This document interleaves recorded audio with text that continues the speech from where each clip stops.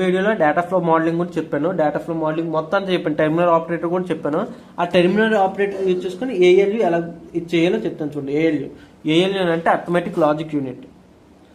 Arithmetic logic unit అంటే ఏంటంటే, arithmetic logic unit అంటే అన్ని ఆపరేషన్స్ ఒకే గేట్ మీద జరుపుతాం.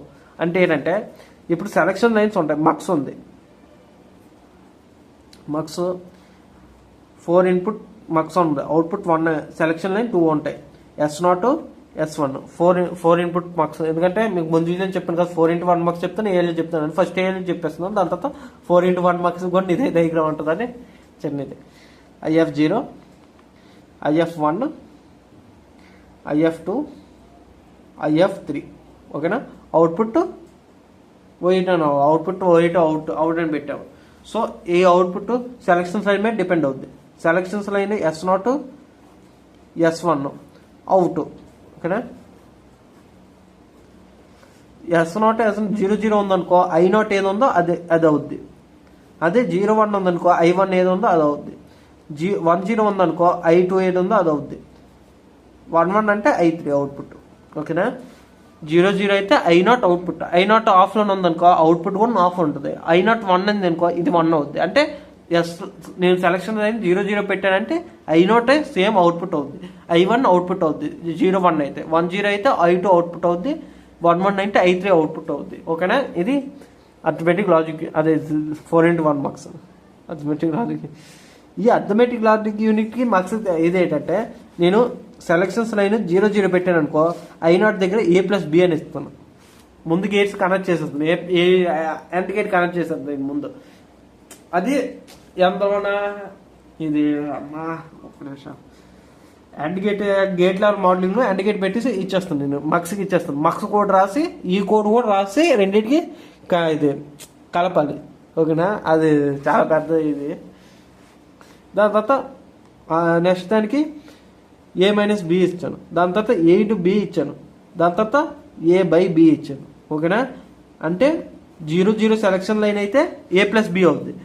ఓకేనా. 00 సెలక్షన్ లైన్ అంటే I0 దగ్గర ఏట్ ఉందో అది అవుట్పుట్ అవుతుంది కదా, A+B అంటే A+ ఎడిషన్ అవుద్ది. 01 అయితే సబ్ట్రాక్షన్ అవుద్ది, 10 అయితే మల్టిప్లికేషన్ అవుద్ది. I3 ఏమో అంటే 11 అయితే I3 డివిజన్ అవుతుంది. అయితే ఇందులో ఎగ్జార్ అని పెట్టుకోవచ్చు, ఏదని మనం ఏ కేసు అని పెట్టుకోవచ్చు. అలాగా ఏఎల్యూ అంటే అర్థమెటిక్ లాజిక్ యూనిట్. ఒకేసారి ఈ ఫోర్ ఆపరేషన్స్ సెలక్షన్స్ లైన్ పెట్టి అవుట్పుట్ వస్తుంది. ఇలా చెక్ చేసుకోండి. అయితే మనం మీకు నచ్చింది తీసుకోవచ్చు. ఓకేనా. ఇది అర్థమయ్యే ఉంటుంది. మీకు ఇంకా చెప్పాలా, నేను బాగానే చెప్పుకుంటాను, అర్థమయ్యే ఉంటుంది. ఓకేనా. ఇన్పుట్స్ బట్టి అవుట్పుట్ వస్తుంది. అది దేని మీద సెలక్షన్స్ లైన్ మీద డిపెండ్ అవుతుంది. మాకు సేమ్ అది అర్థమెటిక్ లాజిక్ యూనిట్ అంతే. కాకపోతే ఇక్కడ I0 I1 బదులు ఎక్స్ప్రెషన్స్ ఉంటాయి. I0 ప్లేస్ లో ఒక ఎక్స్ప్రెషన్ ఉంటుంది, I1 ప్లేస్ లో ఒక ఎక్స్ప్రెషన్ ఉంటుంది, I2 ప్లేస్ లో ఒక ఎక్స్ప్రెషన్ ఉంటుంది, I3 ప్లేస్ లో ఒక ఎక్స్ప్రెషన్ ఉంటుంది. ఓకేనా. ఇప్పుడు సేమ్ ఆపరేటర్ ఏఎల్యూ. సార్ మరి టెర్మినల్ ఆపరేటర్ ఎందుకని?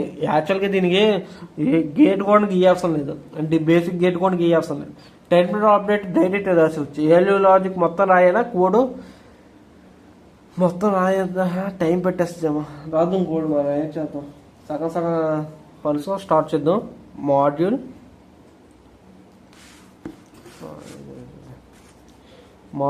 బఫర్ ఎందుకు రాస్తున్నాం, మాడ్యూల్ ఏఎల్యూ అని రాద్దాం. ఏఎల్యూ అవుట్పుట్ 8 అని రాద్దాం. అవుట్పుట్ D, C0 Cout కూడా అవుట్పుట్టే. ఓకేనా. C0 అవుట్పుట్, దాని తర్వాత AB అనేది ఇన్పుట్స్, F అనేది సెలక్షన్ లైన్. 2 బిట్ నేను కింద మెన్షన్ చేస్తాను. AB D output, C output, selection line CCI selection lines. ఓకేనా. వైర్స్ ఇవి దేనికంటే క్యారీ ఇన్పుట్ వస్తుంది కదా, దేనికి ఎడిషన్లోన ఫుల్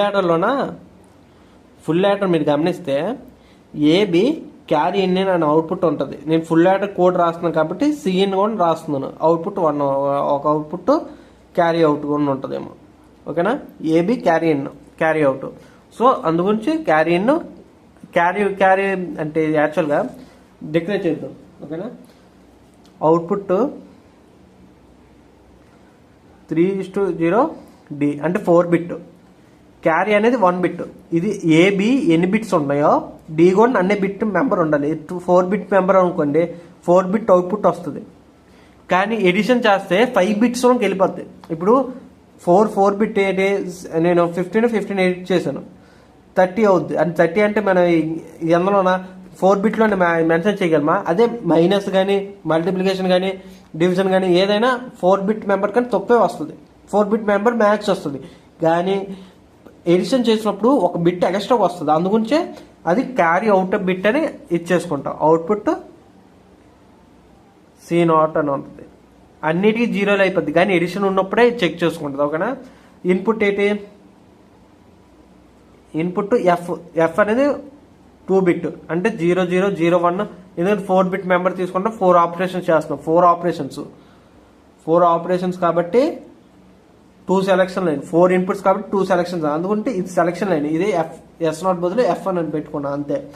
దాని తర్వాత ఇన్పుట్ సిసిఐ ఇన్పుట్ ఏంటంటే క్యారీ ఇన్, అంటే ముందు నుంచి ఇన్పుట్ అవుట్పుట్ వచ్చిందా అది మళ్ళీ మ్యాప్ అవుతుంది క్యారీ ఇన్. అంటే మళ్ళీ ఎడిషన్ చేయాలనుకోండి మళ్ళీ క్యారీ ఇన్ చూసుకుంటుంది. అంటే ముందుసారి క్యారీ ఇన్ వచ్చిందా, ముందుసారి క్యారీ అవుట్ ఉందా, క్యారీ అవుట్ ఉంటే అది క్యారీ ఇన్ మెన్షన్ చేస్తుంది. ఓకేనా, ఇది ఇన్పుట్ లాగా తీసుకుంటుంది. ఇన్పుట్ సిసిఐ, మనం సిసిఐ ముందే అవ్వచ్చు. సిసిఐ 1 వేస్తే కూడా ఏబిసి సిని తీసుకుని అవుట్పుట్ క్యారీ అవుట్ వస్తుంది. ఫుల్ యాడ్ ట్రూత్ టేబుల్ ఉంటుంది కానీ చూడండి. ఓకేనా, ఫుల్ యాడ్ ట్రూత్ టేబుల్ చెప్పానా లేదు, హాఫ్ యాడ్ చెప్పినట్లున్నా. హాఫ్ యాడ్ కాదు, ఫుల్ యాడ్ కూడా చెప్పాను. చూడండి అదే పెద్ద ఫుల్ యాడ్ కూడా నేను చాలా పెద్ద చెప్పాను కదా కూడా. ఇప్పుడు మెయిన్ ఇది వస్తుంది ఎస్ఐన్ ఎందుకు రాయాలో మీకు ముందే చెప్పాను. ఎస్ఐన్ ఎందుకంటే ఏ ఒక్కటి చేంజ్ అయినా అవుట్పుట్ చేంజ్ అవుతుంది, అది అన్నీ చెక్ చేసుకుంటుంది. ఎస్ఐన్ రాయకుండా రాస్తే ఒకేసారి చెక్ చేద్దాం అంతే, వదిలేస్తుంది. ఇంకా ఎస్ఐన్ అవుట్పుట్ ఏంటుంది, అవుట్పుట్ 3:0 ఎస్ఐన్ C0. సో Cout D అని రాస్తాను, ఎందుకంటే ఆల్రెడీ బిట్ మెంబర్స్ మెన్షన్ చేస్తాను కాబట్టి ఎస్ఐన్ ఇది అవుట్పుట్ ఈజ్ ఈక్వల్స్ టు ఎస్ఐన్. చూడండి అవుట్పుట్లు 2 ఉన్నాయా, అది డైరెక్ట్ రాస్తాను ఎందుకంటే బిట్లు ప్రతిసారి మెన్షన్ చేయొచ్చు, ఒకసారి మెన్షన్ చేస్తే చాలు. నెక్స్ట్ ఎస్ఐన్, దాని తర్వాత కండిషన్ చెక్ చేసుకోవాలి కదా. ఎందుకంటే అవుట్పుట్ తర్వాత కండిషన్ చెక్ చేసుకుంటుంది. Selection line F selection line కదా, F00 అంటే 00 అంటే ఏటవుద్ది చూడండి. F00 అంటే ఎడిషన్ అవ్వాలి అంటే A plus B plus CCI చెప్పాను కదా, క్యారీ ఇన్ అనే సిసిఐ. ఓకేనా, ఏబి ఇన్పుట్స్, అరే బాబు ఏ ఇన్పుట్స్ రాయలేదండి, సారీ అండి. ఇన్పుట్ ఎన్ని బిట్స్ చెప్పండి, 3:0 4 బిట్ అని తీసుకుంటాను కదా, ఏబి కూడా 4 బిట్ మెంబర్ ఉంటుంది. సో ఇది ట్రూ అయిందంటే 00 సెలక్షన్ లైన్ 00 అయిందంటే ఇదే ఎండ్ అవుతుంది. కాకపోతే సెలక్షన్ లైన్ 00 లేదనుకోండి నెక్స్ట్ కండిషన్ చూసుకుంటుంది. చూడండి మళ్ళీ చెప్తాను, చూడండి మళ్ళీ ఎక్స్ప్లెయిన్ చేస్తాను. సెలక్షన్ లైన్ 01 చూసుకుంటుంది, అది ట్రూ అయింది అనుకోండి, 01 ట్రూ అయింది అనుకోండి, 01 ట్రూ అయితే I1 వస్తుంది. I1 దగ్గర ఏంటుంది, A-B ఉంది కాబట్టి A-B రాస్తున్నాను.